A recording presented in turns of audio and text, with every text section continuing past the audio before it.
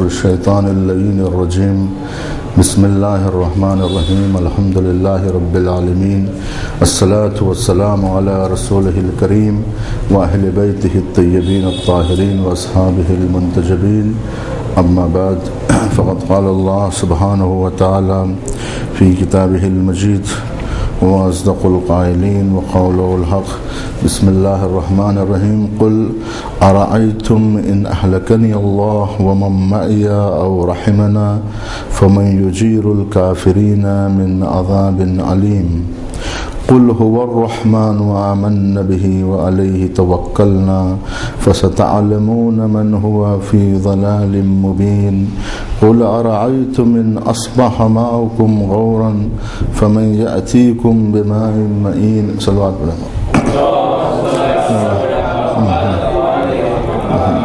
سورہ ملک کی 28ویں 29ویں اور یہ 30ویں آیت ہے، اور اس طرح سے سورہ ملک اپنے اختتام کو پہنچتا ہے، اور آج اس سلسلے کی آخری گفتگو ہے اور یہ آخری جلسہ ہے سورہ ملک کے متعلق، اور ماہ مبارک رمضان، نصف ماہ رمضان گزر چکا ہے، تو اس طرح سے یہ ہمارے لیے ایک غور طلب بات بھی ہے کہ ماہ رمضان نصف حد تک پہنچ گیا، اور ہم جو استفادہ کرنا چاہیے تھا ان شبوں سے، ان ایام سے، وہ استفادہ نہیں ہو سکا ہے۔ ماہ مبارک رمضان صرف روزے کا مہینہ نہیں ہے، بلکہ یہ عبادات کا مہینہ ہے، اور تلاوت قرآن کا خاص طور پر مہینہ ہے۔ کتنے ایسے بزرگوار رہے ہیں کہ جو 3 مرتبہ 4 مرتبہ ماہ رمضان میں قرآن ختم کرتے ہیں، لیکن ہم لوگوں کو ایک مرتبہ بھی قرآن مجید ختم کرنے کی توفیق نہیں ہوتی ہے، تو یہ بہت ہی غور طلب بات ہے کہ جتنا ہو سکے قرآن مجید سے انس پیدا کرنے کی ضرورت ہے، اور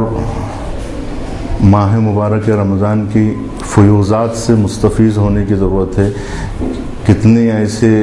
مرد، کتنے ایسے خواتین گزری ہیں جنہوں نے ماہ مبارک رمضان میں اپنی جان دی ہے، جن کی موت ماہ رمضان میں ہوئی ہے، ان کی دعا رہی ہے۔ نفیسہ خاتون ایک ایسی خاتون تھی جنہوں نے 30 سال روزے رکھے، ایک مہینہ نہیں، سال میں ایک سال نہیں، ایک مہینہ نہیں، بلکہ سال بھر روزہ رہا کرتے، اور اس طرح سے 30 سال انہوں نے روزے، اور ان کا انتقال بھی 2 ماہ رمضان کو ہوا، رمضان ہی میں ان کا انتقال ہوا، اور قرآن پڑھتے ہوئے انتقال ہوا۔ سورہ انعام کی آیت پر پہنچی کہ دارالسلام کا ذکر آیا، اور وہیں پر انہوں نے جان دے دی۔ تلاوت قرآن ماہ رمضان میں قرأت قرآن کے دوران موت واقع ہوئی، تو یہ بہت بڑی توفیق ہے۔ امام حسن علیہ السلام کی یادگار میں سے نفیسہ خاتون جو ہیں وہ امام حسن مجتبیٰ کی آل میں سے تھیں، اور ان کی اولاد میں سے تھیں، یعنی ان کی پشت میں سے تھیں، اور ان کی مزار آج بھی بہت ہی شان و شوکت سے جو ہے مصر میں بنی ہوئی ہے، اور ملجأ خاص و عام ہیں، اور تمام مسلمان ان کی زیارت کے لیے جاتے ہیں۔ وہ ایسی خاتون تھی کہ جب وہ وضو کرتی تھیں تو کوئی خاتون جب ان کے وضو کا پانی لے کر اپنی آنکھوں پہ ملتی تو آنکھوں میں روشنی آ جاتی، اور آج بھی مصر میں ان کی قبر سے لوگ توسل کرتے ہیں کہ اس بیوی کے توسل سے دعائیں قبول ہوتی ہیں، اور ان کا واسطہ دینے سے دعائیں آج بھی مستجاب ہوتی ہیں۔ بہرحال تو یہ ماہ مبارک رمضان ختم ہونے سے پہلے ہمیں جتنے دن باقی رہ گئے ہیں اس کے لیے توفیق طلب کرنا چاہیے، اور ان شبوں سے، ان ایام میں، ان محفلوں میں ہمیں اللہ سے متوسل ہو کر دعا کرنا چاہیے، اللہ سبحانہ و تعالیٰ سے، کہ ہماری ان شبوں کو بابرکت بنائے، ان ایام کو بابرکت بنائے، کہ ہمیں زیادہ سے زیادہ قرآن فہمی اور قرآن مجید سے انس کی توفیق مرحمت فرمایا، کہ ہماری زندگی بھی قرآن کے ساتھ ہو، ہماری موت بھی قرآن کے ساتھ ہو، کہ قرآن کی تلاوت کے ساتھ ہمیں موت آئے، تو یہ سب سے اچھی موت ہوگی کہ ہم اللہ سے کلام کرتے ہوئے دنیا سے گزریں۔ سورہ ملک کی 28ویں آیت ہے، اس میں ارشاد ہو رہا ہے کہ قُلْ أَرَأَيْتُمْ إِنْ أَهْلَكَنِيَ اللَّهُ وَمَن مَّعِيَ۔ یہ آیت بھی گزشتہ آیات کی طرح نبی کریم صلی اللہ علیہ وسلم سے مخاطب ہے، اور ارشاد ہو رہا ہے، اے نبی، اے پیغمبر صلی اللہ علیہ وآلہ وسلم، کہہ دیجئے کہ اگر خدا مجھے اور ان تمام لوگوں کو جو میرے ساتھ ہیں ہلاک کر دے یا ہم پر رحم کر دے، تو بھی کافروں کو دردناک عذاب سے کون پناہ دے گا۔ یہ دراصل اس کا پس منظر یہ ہے، شان نزول یہ ہے آیت کا، کہ کافر اس انتظار میں بیٹھے تھے کہ نبی کریم دنیا سے رحلت کر جائے تو ان کے ساتھ ان کا مشن بھی ختم ہو جائے گا، ان کی جو ہے کارہائے تبلیغ ختم ہو جائیں گے، اور ان کا پیام ختم ہو جائے گا، ان کا جو ہے دین ختم ہو جائے گا۔ اس انتظار میں بیٹھے تھے کہ نبی کریم کے دم سے ہی یہ دین اسلام کی تبلیغ ہے، جب یہ چلے جائیں گے یا ان کے ماننے والے ختم ہو جائیں گے تو اس کے بعد جو ہے کون ہے جو دین اسلام کا نام لے گا۔ تو اس کے جواب میں یہ ارشاد ہو رہا ہے کہ اے نبی، آپ ان سے کہہ دیجئے کہ ہم چاہے رہیں یا نہ رہیں، تمہیں دردناک عذاب سے کون پناہ دینے والا ہے۔ کافروں کو عذاب سے کہاں چھٹکارا ہونے والا ہے، چاہے ہم رہیں چاہے نہ رہیں۔ اگر ہم پر اللہ رحم کرے یا ہمیں موت دے دے، دونوں صورتوں میں کافروں کو دردناک عذاب سے پناہ دینے والی ذات کون سی ہے؟ کیونکہ یہ لوگ اس تمنا میں بیٹھے تھے، یہ لوگ اس خیال میں تھے کہ پیغمبر کے انتظار میں تھے کہ جب نبی کریم اور ان کے اصحاب جب انتقال کر جائیں گے تو ان کے ذہن میں یہ بات تھی کہ آپ کی وفات کے بعد دین اسلام کا خاتمہ ہو جائے گا، اور آپ اور آپ کے اصحاب ہی سے دین اسلام ہیں، یہ نہ رہیں گے۔ جب دین والے ہی نہیں رہیں گے تو پھر ہمارے لیے آسانی ہو جائے گی۔ تو یہ جو دین کے زخم خوردہ جو دشمن ہوتے ہیں وہ ہمیشہ رہبروں کے متعلق ایسا ہی سوچتے ہیں، کیونکہ یہ شکست خوردہ ہیں۔ اس کے علاوہ یہ کیا سوچ سکتے ہیں کہ جب یہ نہ رہیں گے تو اس کے ساتھ یہ مشن ختم ہو جائے گا اور جو ہے یہ تحریک ختم ہو جائے گی۔ لیکن یہ نہیں سمجھتے کہ اگر اس تحریک کے پیچھے خدا ہے تو خدا تو ختم ہونے والا نہیں ہے۔ اگر یہ انسان کی، کیونکہ ان کے ذہن میں تھا کہ یہ نبی کریم کی فرد کی تحریک ہے، تو ٹھیک ہے، اگر یہ فرد کی تحریک ہے تو فرد کے دم توڑنے سے تحریک دم توڑ دے گی، لیکن یہ ایک فرد کی تحریک نہیں ہے، یہ ایک شخص کی تحریک نہیں ہے، بلکہ یہ دین اسلام کا مشن جس کا ذمہ دار پروردگار ہے، نبی تو صرف مبلغ ہے۔ وما علینا الا البلاغ، ہماری ذمہ داری تو بس تم تک پہنچا دینا ہے۔ وانما انا نذیر مبین، اور میں تو صرف ڈرانے والا ہوں۔ اصل میں پروردگار تمہارا خالق ہے، اصل میں پروردگار، یہ دین اسلام کس کا دین ہے؟ دین اللہ کا دین ہے، دین پیغمبر اسلام نے نہیں بنایا ہے،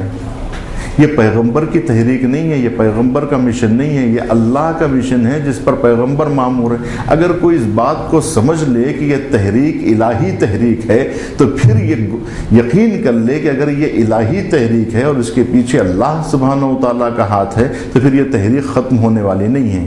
ہاں، اگر یہ فرد کی تحریک ہے تو آپ کو ختم کرنے کی ضرورت نہیں ہے، یہ فرد کے مننے سے یا خود فرد کی زندگی میں تحریک ختم ہو جائے گی، آپ کو پریشان ہونے کی ضرورت نہیں ہے۔ ہیں۔ کیوں؟ اس لیے کہ اگر یہ ایک فرد کی تحریک ہے اور اس کے پیچھے اللہ کا ہاتھ نہیں ہے تو وہ چیز زیادہ دور تک جا نہیں سکتی ہے۔ یہ ایک ایسی یقینیات میں سے ہے، یہ ایسی بدیہیات میں سے ہے جس کا کوئی انکار نہیں کر سکتا، اور تاریخ نے ایسی ہزاروں مثالیں پیش کی جا چکی ہیں، ہزاروں تحریکیں اٹھی اور دم توڑ دی، ہزاروں تحریکیں اٹھتی ہیں، ہزاروں مذاہب وجود میں آتے ہیں اور ختم ہو جاتے ہیں، ہزاروں تحریکیں وجود میں آتی ہیں، اور جو ہے ہزاروں مسالک دنیا میں آئے ختم ہو گئے۔ اگر کوئی چیز باقی رہتی ہے تو اس کا مطلب یہ ہے کہ اس کے پیچھے کوئی الہی ہاتھ ہے جس کی وجہ سے اس کو بقا مل رہی ہے۔ تو یہ کفار یہ سمجھتے تھے کہ نبی کریم اور ان کے اصحاب کی وجہ سے یہ ہے، جب نبی چلے جائیں گے تو ان کے دین کا کوئی نام لینے والا نہیں رہے گا۔ تو پروردگار عالم یہ کہلوا رہا ہے اپنے نبی کی زبان سے کہ اے نبی آپ ان سے کہہ دیجئے کہ اگر ہمیں اللہ ہلاک کر دے یا اللہ ہم پر رحم کرے، ان دونوں صورتوں میں تمہیں عذاب جہنم سے نجات دینے والا کون ہے؟ کافروں کو عذاب جہنم سے پناہ دینے والا کون ہے؟ اگر خدا مجھے اور ان تمام کو جو میرے ساتھ ہے ختم کر دے یا ہم پر رحم کرے تو بھی کفار کو دردناک عذاب سے بچانے والا کون ہے؟ قل ارأیتم ان اہلکنی اللہ ومن معی اور رحمنا فمن یجیر الکافرین من عذاب۔ بعض روایات میں آیا کہ کفار مکہ پیغمبر اسلام اور مسلمانوں کے لیے بد دعا کیا کرتے تھے، نفرین کیا کرتے تھے اور ان کی موت کی دعائیں مانگا کرتے تھے، کیونکہ ان کا گمان یہ تھا کہ اگر آن حضرت چلے جائیں گے تو ان کی دعوت ختم ہو جائے گی اور ان کا پیغام ختم ہو جائے گا۔ یہی باتیں جو ہیں کیونکہ بات درمیان میں آ گئی ہے اور اس وقت ایسے حالات ہمارے زمانے میں بھی پیش آئے اور ہم بھی اس کے شاہد رہے ہیں کہ جب ایرانی انقلاب کامیاب ہوا تو اس وقت بھی جو زخم خوردہ دشمن تھے وہ لوگ بھی یہ کہہ رہے تھے کہ یہ خمینی کے دم سے یہ تحریک ہے، جب خمینی مر جائیں گے یا دنیا سے گزر جائیں گے تو اس کے بعد جو ہے یہ تحریک ختم ہو جائے گی، یہ انقلاب ختم ہو جائے گا، یہ انقلاب بس چند دنوں کا مہمان ہے۔ اور وہ لوگ انتظار میں تھے کہ آج یہ حکومت ختم ہوگی، کل یہ حکومت ختم ہوگی، پرسوں یہ حکومت ختم ہوگی، اور ویسٹرن میڈیا اگر آپ کو یاد ہو تو ہر 6 مہینے کی مدت بڑھایا کرتا تھا۔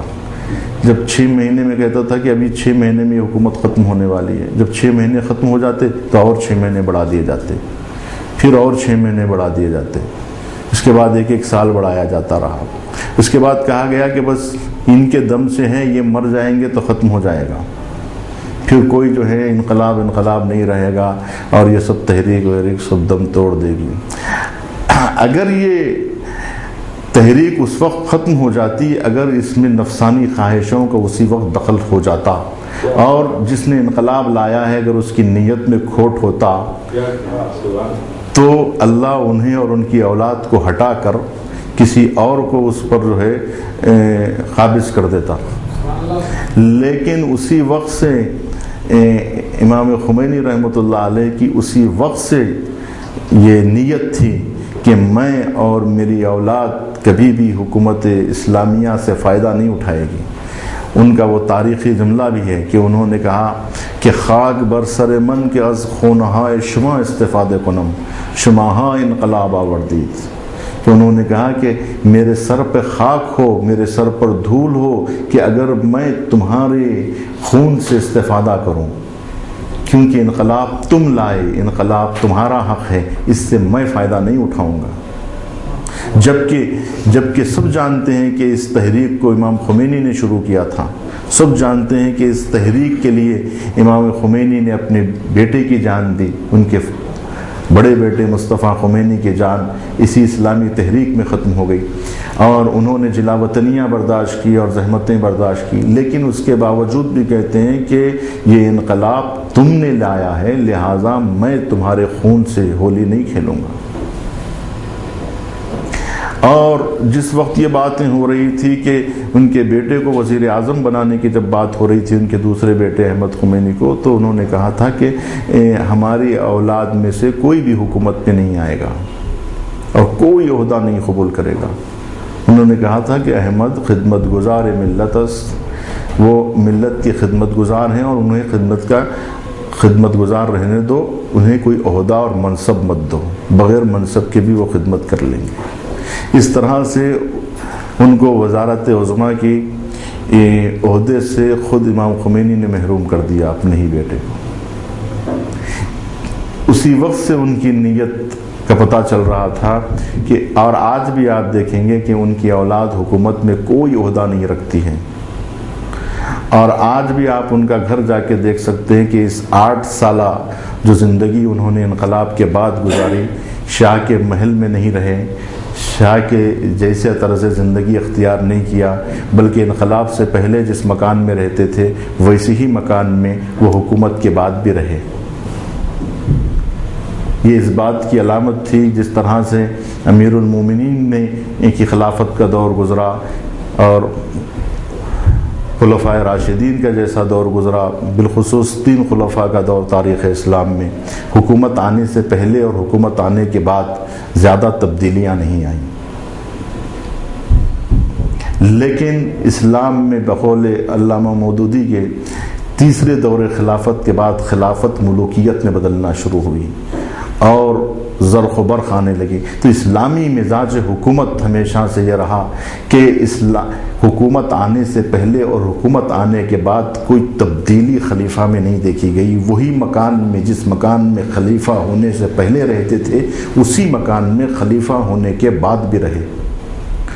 اور اسلام یہی تعلیم دیتا ہے اور اسلام کا یہی مزاج ہے، اور اس مزاج پر امیر المومنین قائم رہے اور اسی مزاج پر دیگر ائمہ علیہم السلام قائم۔ تو اسی طرز زندگی کو امام خمینی نے اپنایا اور حکومت سے پہلے اور حکومت کے بعد ان میں تبدیلی نہیں آئی۔ تو کہنے کا مطلب یہ ہے کہ اس وقت بھی لوگ یہ گمان کرتے تھے کہ یہ تحریک ختم ہو جائے گی، چنانچہ ایک کے بعد ایک لوگوں کا قتل کرنا اسی بات کی دلیل تھی کہ پہلے صدر کو خرید لیا گیا جو بنی صدر تھا، اس کے بعد جو ہے جو محمد علی رجائی جو ایران کے جو ہے پہلے صدر جمہوریہ بن کے آئے، یعنی ترتیب کے حساب سے دوسرے تھے کیونکہ بنی صدر 6 مہینے تک رہا، اور اس کے بعد جو ہے جب رجائی بنے تو انہیں بھی 6 مہینے کے بعد قتل کر دیا گیا اور بم لگا کے انہیں اڑا دیا گیا اور انہیں جو ہے قتل کر دیا گیا۔ اور تو ایک ہی وقت میں صدر جمہوریہ اور وزیر اعظم دونوں قتل ہو گئے، تو لوگ امام خمینی کے پاس آ کر کہنے لگے کہ اب تو صدر جمہوریہ بھی مر گئے اور جو ہے وزیر اعظم بھی ختم ہو گئے، اب کیا ہوگا؟ تو انہوں نے اس وقت تاریخی جملہ ارشاد فرمایا تھا کہ اگر رجائی وبا ہنر نیستان خدا ہست، اگر رجائی وبا ہنر نہیں ہے تو کیا ہوا؟ خدا موجود ہے۔ تو اگر کسی تحریک کے پیچھے خدا بند سبحان ہو تو وہ تحریک ختم نہیں ہوتی ہے، کہ کسی کو 30 سال پہلے اس بات کا گمان تھا ہی نہیں کہ یہ حکومت 30 سال تک باقی رہ جائے گی، کہ 30 سال تک باقی رہنا اس وقت ایک بہت بڑا چیلنج تھا، لیکن وہ چیلنج اب گزر چکا ہے، وہ حدیں اب پار ہو چکی ہیں۔ اسی لیے اس وقت کے موجودہ اسلامی رہنما آیت اللہ العظمیٰ خامنہئی یہ فرماتے ہیں کہ اب دور شیب ابی طالب گزر چکا ہے، اب بدر و حنین کا دور ہے۔ ہم شیب ابی طالب کا دور گزار چکے ہیں، مشکلات کا دور گزار چکے ہیں، وہ 8 سالہ بھوک پیاس اور مشکلات اور مصائب پوری دنیا کے حملہ، آج لوگ کہتے ہیں کہ کب ہوگا حملہ اور کیسے ہوگا۔ اب آج کی نسل کو اس بات کا انتظار ہے کہ جنگ ہوگی تو کیسے ہوگی، کس طرح ہوگی، ہم بھی دیکھ لیں تو تاریخ کو اٹھا کے پڑھ لیں اور گزشتہ کی جنگوں کو دیکھ لیں تو معلوم ہو جائے گا کہ جنگ ہونے والی نہیں ہے، جنگ ہو چکی ہے، حملہ ہونے والا نہیں ہے، حملہ ہو چکا ہے۔ اور 1-2 حملے نہیں ہوئے ہیں، 8 سال تک جنگ ہوئی، اور اس کے بعد میں الامان الحفیظ کی صدائیں ادھر سے بلند ہوئی، ادھر سے نہیں بلند ہوئی۔ پوری تاریخ شاہد ہے اس جنگ کی کہ 8 سالہ جنگ میں ایران سے الامان کی آوازیں نہیں بلند ہوئی کہ 27 ممالک مل کے حملہ کر رہے تھے تو اس نے نہیں کہا کہ جنگ بند کروا دو، جو حملہ کر رہے تھے انہوں نے کہا کہ اب ہم جنگ روکنا چاہتے ہیں۔ حملہ کرنے والوں نے جنگ روکی ہے، جس پر حملہ ہوا ہے اس نے جنگ روکنے کی اپیل نہیں کی ہے، بلکہ امام خمینی تو کہتے تھے کہ یہ جنگ 20 سال تک طول کھینچنا چاہیے، جب یہ جنگ 20 سال تک طول کھینچے گی تو ہم کامیاب ہو جائیں گے۔ اگر ان جنگ 20 سال طول بکشت تو یہ دیکھ کے وہ لوگ گھبرا گئے کہ ہم تو 1 سال اور 2 سال میں ختم ہو جانا چاہتے ہیں، اب یہ 20 سال طول کھینچیں گے، جبکہ حملہ انہوں نے نہیں کیا تھا، حملہ ان پر کیا گیا تھا۔ تو جن پر حملہ کیا جاتا ہے وہ الامان کی آواز بلند کرتا ہے، کہتا ہے جنگ روک دو، اب ہم جو ہے زیادہ نہیں لڑ سکتے، زیادہ مقابلہ نہیں کر سکتے۔ تو جس پہ حملہ ہو رہا تھا وہ کہہ رہا تھا ہم حملے 20 سال تک اور برداشت کرنے کی صلاحیت رکھتے ہیں، ہم پوری ایک نسل جنگ لڑتے رہیں گے تاکہ آنے والی نسلوں کو ہم نجات دے دیں گے، اور آزادی کی بیڑیاں ہم اپنے پیروں سے نکال کے پھینک دیں گے، اور یہ صدی اگر اپنے پیروں کو آزاد کر لیتی ہے زنجیروں سے تو آنے والی صدیاں آزاد پیدا ہوگی۔ تو جس وقت قربانی دینا تھا اس وقت ایران نے قربانی دے لیا، جس کی وجہ سے آج وہ لوگ آزاد ہو گئے اور اپنے پیروں پہ کھڑے ہو گئے۔ لیکن یہ صورتحال جب عراق کی سرزمین پر پیش آئی تو عراق کے لوگ قربانی دینے کے لیے تیار نہیں تھے۔ کربلا رکھتے ہوئے انہوں نے کربلا سے سیکھا نہیں ہے، کربلا کے اطراف میں رہنے والے فکر کربلا سے دور تھے، فارس والے منا اہل البیت کی فہرست میں آ گئے، لیکن چراغ تلے اندھیرا رہا، جہاں روضہ حسین تھا وہیں کے لوگ جو ہے کربلا کی فکر سے دور رہے، جس کا نتیجہ کیا ہوا؟ جس وقت عراق میں تحریک شروع ہوئی تھی اس وقت کسی نے ساتھ نہیں دیا، کربلا کے ماننے والے ضرور تھے لیکن کربلائی نہیں تھے۔ اکثریت عراق میں شیعوں کی تھی، لیکن ایسے شیعہ تھے جو خواب غفلت میں سو رہے تھے، وہ کل بھی سو رہے تھے، آج بھی سو رہے ہیں، اور ایسی قوم ہے جو سوتی ہوئی قوم رہتی ہے وہ روندے جاتی ہے، اور جاگنے والے سونے والوں کو رونقتے ہوئے گزر جاتے ہیں۔ تو جس وقت انہیں قربانی دینی تھی اس وقت انہوں نے قربانیاں نہیں دی۔ 30 سال پہلے اگر یہ لوگ قربانی دے چکے ہوتے تو آج انہیں اس بے دردی کے ساتھ قربانیاں دینا نہ پڑتی، جس کا نتیجہ یہ ہوا کہ آج لاکھوں قربانیاں دینے کے باوجود بھی انہیں آزادی نہیں مل رہی ہے، وہ کامیابی نہیں مل رہی ہے جس کا عراق تشنا ہے۔ عراق جس چنگل سے چھوٹنا چاہتا ہے اس سے چھوٹ نہیں پا رہا ہے۔ امریکہ اور اسرائیل کے شکنجوں سے باہر نکلنے کے لیے 10 لاکھ انسانوں کی قربانی دی جا چکی ہے، لیکن اس کے باوجود یہ وہ 10 لاکھ ہے جو امریکہ کے قابض ہونے کے بعد اور صدام حسین کے دنیا سے جانے کے بعد جو قربانیاں دی گئی وہ 10 لاکھ سے زیادہ ہو گئی، اور جنگ کے دوران میں جو قربانیاں ان سے لی گئیں وہ کئی لاکھ کے قریب ہیں۔ تو جنگ خود ایران کی جنگ میں کئی لاکھ عراقی مر گئے، لیکن ایران نے جو جنگ کے دوران جو قربانی دی تھی اس کے بعد سے، جنگ ختم ہونے کے بعد سے لے کے آج تک ایک قربانی بھی نہیں دی، اور عراق نے وہ قربانیاں دینے کے بعد پھر 10 لاکھ کی قربانیاں دی، اور اب تک جاری ہے قربانیاں، اور کتنی اور دی جائے گی کوئی پتہ نہیں۔ اس کے باوجود بھی آزادی ملے گی اس بات کا یقین نہیں ہے۔ آزادی صدام سے چھوٹنا آزادی نہیں ہے، عراق کو امریکہ کی چنگل سے باہر نکلنا وہ ہے آزادی۔ امام خمینی نے شاہ سے آزادی نہیں دلائی ایران کو، بلکہ شاہ کو آزادی دلانے کے لیے زیادہ لوگوں کا خون نہیں بہا، شاہ سے آزادی دلانے کے لیے 50-60 ہزار انسان کافی ہو گئے تھے، یعنی امام خمینی نے ایران کی سرزمین پہ قدم رکھنے سے پہلے شاہ کو بھگا دیا تھا، شاہ پہلے بھاگا، امام خمینی بعد میں آئے، لیکن جو جنگ ہوئی اس جنگ میں کس سے آزادی تھی؟ شاہ سے تو آزادی مل چکی تھی. اصل مسئلہ شاہ سے آزاد ہونا نہیں تھا ملک کو. شاہ چلا گیا تھا لیکن شاہ پرست باقی تھے. شاہی فکر باقی تھی، شاہی نظام باقی تھا اور شاہی فکر باقی تھی. اس شاہی فکر کو زمین کی جڑوں سے اکھاڑ کے پھینکنا تھا اور امریکہ کے چنگل میں جو ملک پھنسا تھا اس پنجے کو کاٹنا تھا، اس ہاتھ کو کاٹ دینا تھا جو ملک کی برق اور ملک کی بجلیوں کو جو خاموش کر رہے تھے، اس ہاتھ کو کاٹنا تھا. اور وہ ہاتھ کا کاٹنا، ملک سے امریکہ کے ہاتھوں کو کاٹ کے بے دست پا کر کے اس کی پھینکنا اور ڈھکیلنا ملک سے، یہ بہت مشکل کام تھا. اس کام کے لیے 8 سال کی جنگ در حقیقت امریکہ کے ہاتھ پہ آرے چلائے گئے. تب کہیں جا کے اس کے ہاتھ کٹے ہیں، اس کے پیر کٹے ہیں اور لانے جاسوسی کا خاتمہ ہوا. اور جو ہے اس کی جڑیں جو کئی صدیوں سے ایران کی زمین میں پیوست تھی، ان جڑوں کو اکھاڑ کے پھینکنے کے لیے 8 سال لگے.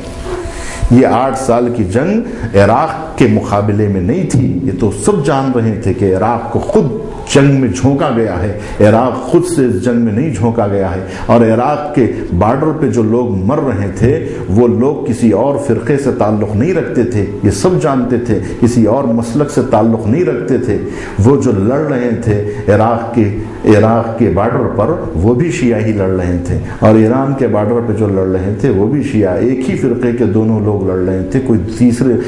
تو معلوم تھا کہ یہ جو جس لوگوں کو جھونکا گیا ہے جنگ میں، انہیں زبردستی جھونکا گیا ہے نا. لیکن اس کے باوجود کہ انہیں زبردستی جھونکا گیا ہے، اصل میں کس کے ہاتھ کاٹنے تھے؟ اصل میں عراق کو بھگانا مقصود نہیں تھا. در حقیقت عراق کے پیچھے امریکہ، عراق کے پیچھے اسرائیل، عراق کے پیچھے یہ ساری طاقتیں تھیں. ان طاقتوں کا ہمیشہ کے لیے اس ملک سے، ان کی جڑوں بیخ سے انہیں اکھاڑ کے پھینکنا تھا، جس کے لیے قربانیاں دینی پڑی. اس کے بعد یہ ملک آزاد ہوا ہے، اور ایسا آزاد ہوا کہ ہمیشہ کے لیے آزاد ہو گیا. اب تہدیدات کرتے رہیں، اب پابندیاں لگاتے رہیں، کچھ ہونے والا نہیں ہے. اس لیے کہ اب وہ خالص ترین آزادی حاصل ہو چکی ہے کہ دنیا کی کوئی طاقت اب اس کے اوپر گھور کے بھی نہیں دیکھ سکتی، نظر اٹھا کے بھی نہیں دیکھ سکتی. لیکن اس موقف کو حاصل کرنے کے لیے جس وقت قربانی کی ضرورت تھی اس وقت قربانی دی گئی. اگر وہ وقت ٹل جاتا تو لاکھوں کروڑوں قربانیاں بھی بعد میں دی جاتی تو نتیجہ حل نہیں ہو سکتا تھا، مسئلہ حل نہیں ہو سکتا تھا. اس لیے کہ جس وقت قربانی کی ضرورت تھی، جس وقت تھی، اس وقت دے دی گئی. جب آزمائش تھی، آزمائش کی منزلوں میں تو گزر گئے. جب امتحان کی گھڑیاں آئیں تو امتحان دے چکے اور پوری دنیا سے اپنا لوہا منوا چکے، ختم ہو گیا.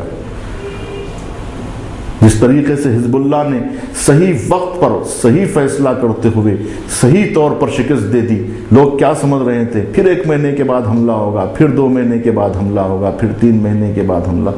حملہ ہوتا رہے. 2006 کے بعد 2012 آ گئی. 6 سال ہو گئے، اسرائیل پلٹ کے جواب نہیں دے سکا اور 2 قیدیوں کو نہیں چھوڑا سکا.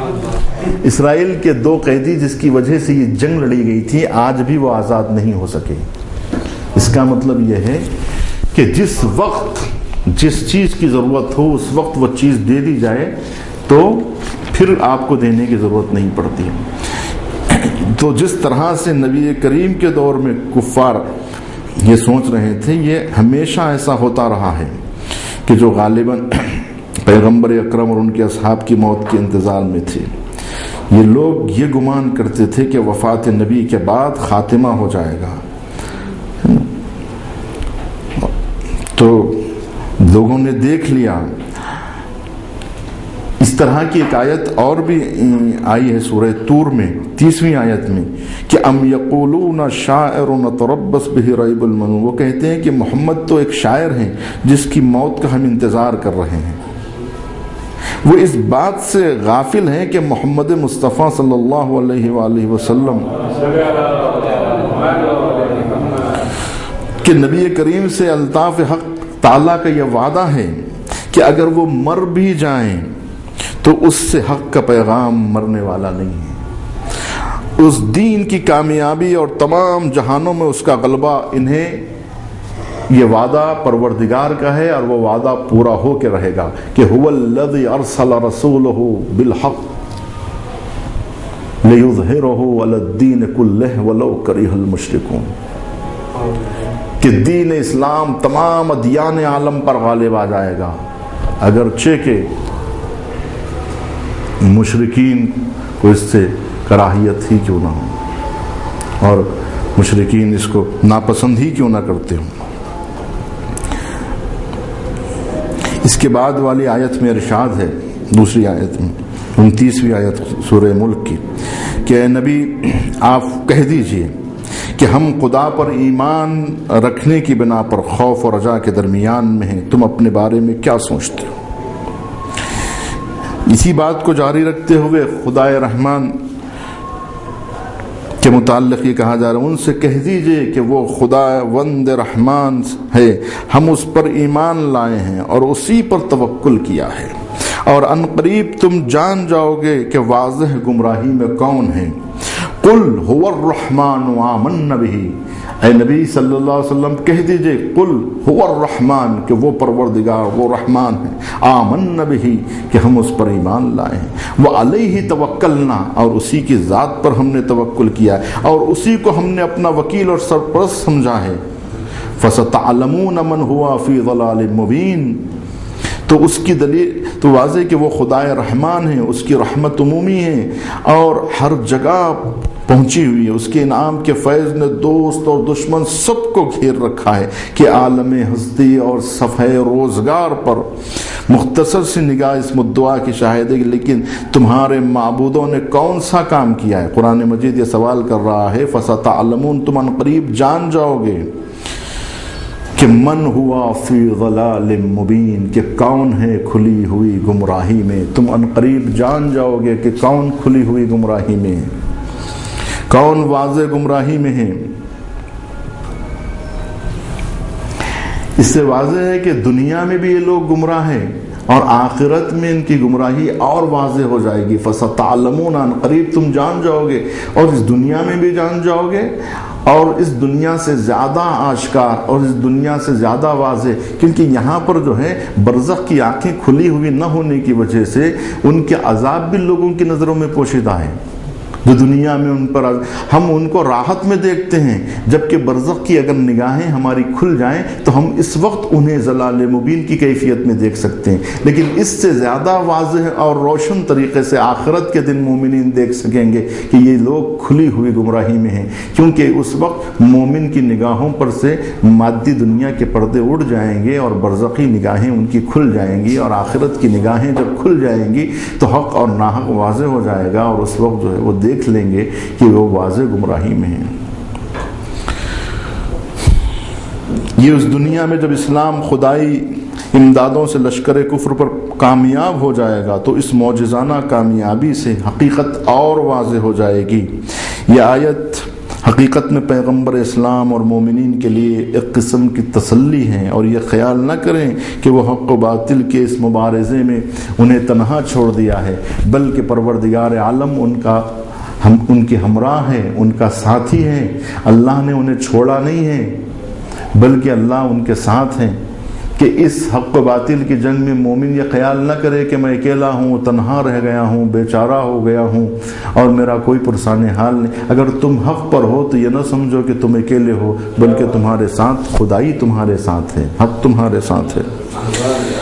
آخر آیت میں خدا کی رحمت عامہ کی ایک مصداق کے ذکر کے عنوان سے کہ جس سے لوگ غافل ہے کہتا ہے کہہ دیجئے اے نبی، فرما دیجئے. اسی تسلسل کے ساتھ آیت ہے کہ اے نبی کہہ دیجئے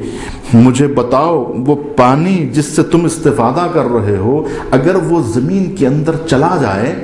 تو کون ہے جو اس زمین کے اندر سے پانی تمہیں نکال کے دے. اے نبی کہہ دیجئے کہ بتاؤ وہ پانی جس سے تم استفادہ کر رہے ہو اگر وہ زمین کے اندر دور تک میں چلا جائے تو کون تمہارے لیے پانی جاری کر سکتا ہے. قل ارأيتم ان اصبح ماؤكم غورا فمن يأتيكم بماء معين. ہم جانتے ہیں کہ زمین کے دو مختلف قشروں میں زمین بٹی ہوئی ہے. ایک وہ ہے کہ جو نفوذ پذیر ہے، ایک تو زمین پہ آپ پانی ڈالیے اور زمین اسے نگل جائے گی. اگر زمین میں یہ جذب کی صلاحیت نہ ہوتی تو پانی اگر آپ ڈالتے اور زمین اسے جذب نہ کرتی، نفوذ پذیر نہ ہوتی زمین، تو ہر جگہ تالاب ہی تالاب ہوتے، ہر جگہ پانی ہی پانی جمع رہتا. آسمان سے پانی برستا زمین پر اور زمین تالاب بنی رہتی، زمین اگر نگلنے اور جذب کرنے کی صلاحیت نہ رکھتی. ایک طرف تو زمین میں نفوذ پذیری کی صلاحیت ہے کہ وہ پانی کو نگل جاتی ہے، اور دوسری طرف جا کر اگر اتنی اندر چلی جائے، اتنی اندر چلے جائے کہ ہمارے دسترس سے باہر ہو جائے اور پانی تہ میں اندر ڈوب جائے، جہاں آپ کی رسائی ناممکن ہو جائے، تو پھر آپ بتائیے کہ آپ کو کنویں سے پانی، چشمے کیسے آپ کے لیے اگل سکتے ہیں؟ یعنی آپ جب زمین میں بورنگ ڈالتے ہیں تو پانی نکلتا ہے یا نہیں نکلتا ہے؟ گویا ایک جگہ پر جا کے پانی رکا ہوا ہے. غور فرمائیے آپ، ایک طرف تو زمین جاذبیت رکھ کے پانی کو جذب کر رہی ہے، یہ ایک صلاحیت. اور اگر ایسی ہی جاذبیت ہوتے ہوتے یہ پانی اگر تہ کے اندر پہنچ جائے اور اتنی دور پہنچ جائے، ایک جگہ پر نہ ٹکے، ایک جگہ پہ جا کے پانی رک جاتا ہے ہماری حفاظت کے لیے، پانی کی محافظت ہوتی ہے ایک جگہ پر جا کر. جس جگہ پر پانی رکا ہوا ہے وہاں پر آپ بورنگ کے ذریعے سے، کنویں کے ذریعے سے، بولی کے ذریعے سے وہاں پر جو ہے آپ کنواں کھودتے ہیں اور پانی وہاں سے آپ کے لیے دستیاب ہوتا ہے. اگر یہ پانی جس کنویں سے نکل رہا ہے، اگر پانی پوری تہ میں اندر پہنچ جائے، ابھی تو 200 فٹ پہ پانی نکل جاتا ہے نا زیادہ سے زیادہ، اگر 10,000 فٹ میں اگر پانی پہنچ جائے تو آپ نکال سکتے ہیں؟ اور یا 10,000 فٹ سے بھی اندر چلی جائے،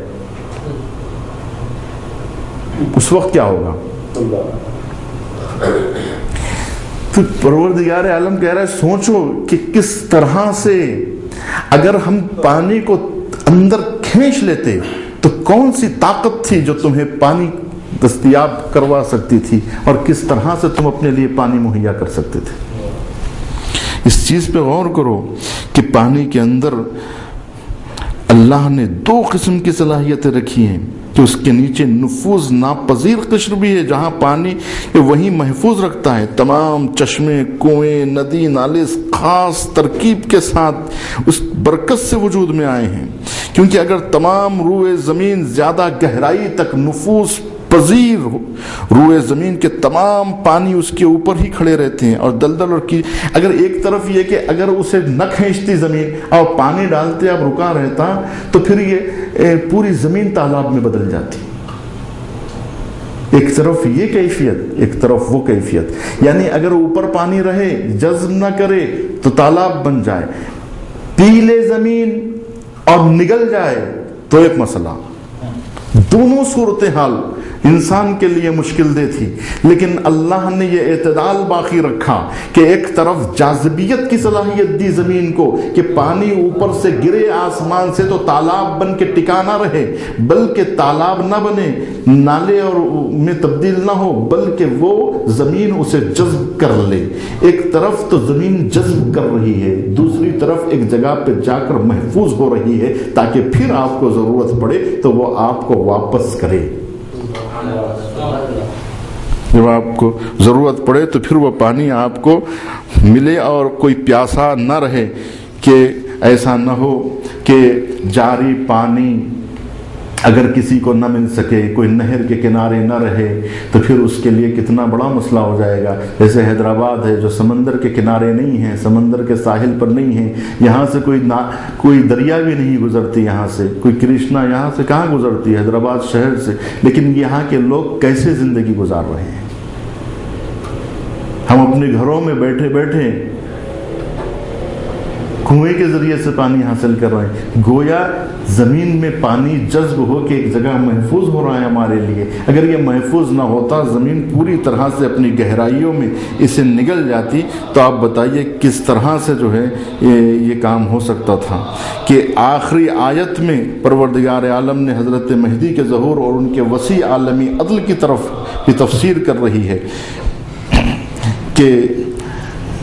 نزلت فی الامام القائم یقول ان اصبح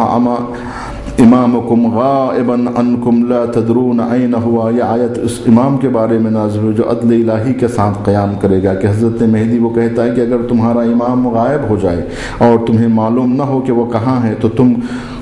تو کون تمہارے لیے امام کو بھیجے گا جو آسمانوں اور زمین کی خبریں خدا کے حلال و حرام کو تمہارے لیے بیان کرے۔ اس کے بعد فرمایا خدا کی قسم اس آیت کی تعویل ابھی تک نہیں لائی اور بالآخر یہ آ کر رہے گی۔ اس سلسلے میں روایات بہت زیادہ ہے، لیکن اگر